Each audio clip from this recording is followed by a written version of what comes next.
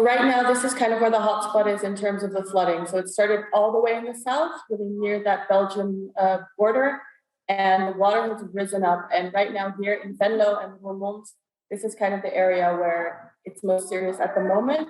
I'm also at a Red Cross location that is different from where our coordination center for all of these Red Cross activities was before. So even we've had to evacuate to a different location because water is rising, and we want to make sure that at least none of us are affected by the flooding, and we can continue to provide assistance. So where are you going to, and how many people have you had to evacuate? Well, it's the local authorities who are in charge of the evacuations, and what we do as the Red Cross is we support wherever we can. So if that means, like yesterday night, we heard that a hospital in the region had to be evacuated, we sent over some of our ambulances to help with that evacuation. Earlier in the week, we saw that all the way in the south, there were people in a nursing home that had been there overnight, stranded on the second floor. They'd had no contact with the outside world. So the military had to go and get them out of that situation. And then we were able to provide them with temporary shelter for the night, bring them to hotels, make sure they were okay, not just physically, but also mentally. Obviously, it's very challenging if you're stuck for hours somewhere where there's no electricity, you have no contact with the outside world. All you know is that there's water outside and there's no place for you to go. They had to evacuate an entire hospital.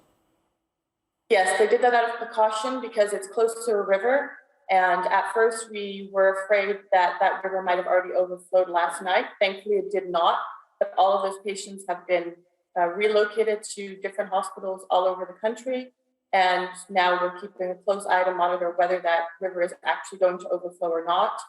And we're constantly relocating camp beds that we've transported into the area to make sure that we have emergency shelter locations wherever they might be needed. Do you have the supplies that you need? One would assume that in this sort of a situation, water, drinking water and food are going to be an issue.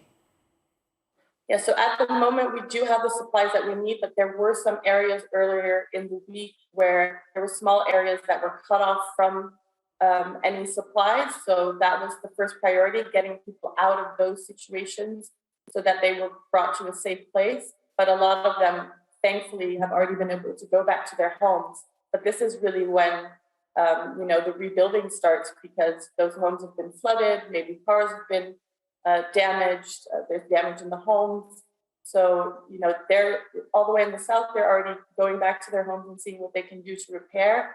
And now we're moving further up north to make sure that all of the people here are at least in physical safety, making sure that they have shelter, that they have food and water for the night, and then hopefully bring them back to their homes as soon as they can. And then we have to see what the next steps are. It's interesting because often when we speak to people from humanitarian organizations who are experiencing things like this, it's often in the geographical south. Have you ever in your career experienced anything like this before? No, I have not. Obviously, the Netherlands is a country that's below sea level, so we are very used to dealing with water. We have systems like dikes, we have systems around the ocean that kind of prevent floods from coming in. The really big one was in the previous century, in 1953, the Great Flood. But in this area in the south, they have experienced flooding in the 80s and the 90s as well. And I've spoken to some people over the last few days that are a little bit older that said, I was there for those floods and they were bad, but I've never seen anything like this in my life. One would assume that there are going to be a lot of displaced people there. Yeah, so we did help to evacuate a bunch of people. I spoke to some people earlier that were evacuated from that nursing home that I mentioned earlier. They said, we're not going to be able to go home for a few weeks.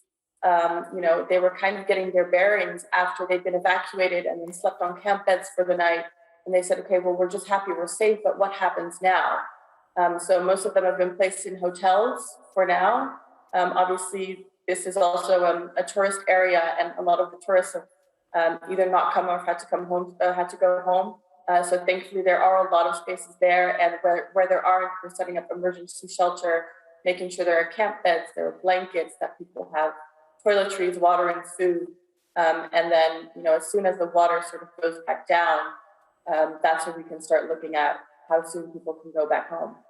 I mean, how are you looking at this? I mean, how soon do you think, once those floodwaters recede, people are going to be able to get back into their homes? Are you looking at long-term having to look after these displaced people? Well, what we're hoping at the moment is that it won't be that long, because what we've already seen all the way in the south is that there are already a lot of people that have been able to go home. So obviously we're hoping that that can happen as soon as possible. But the thing with water is that it can be very unpredictable. So we have to continue to monitor the situation and see what happens when that water travels further towards the north and the west of the country. Is it still going to be very high, and are we going to have issues there? Or is that water going to have some place to go, in which case we can start focusing on relocating the people in the southern area of the country? Are you also concerned that there's more rain forecast for the weekend, Naomi? Well, that's also something that we are continuing to monitor, but at the moment outside, it's sunny, it's dry, so that's a good sign.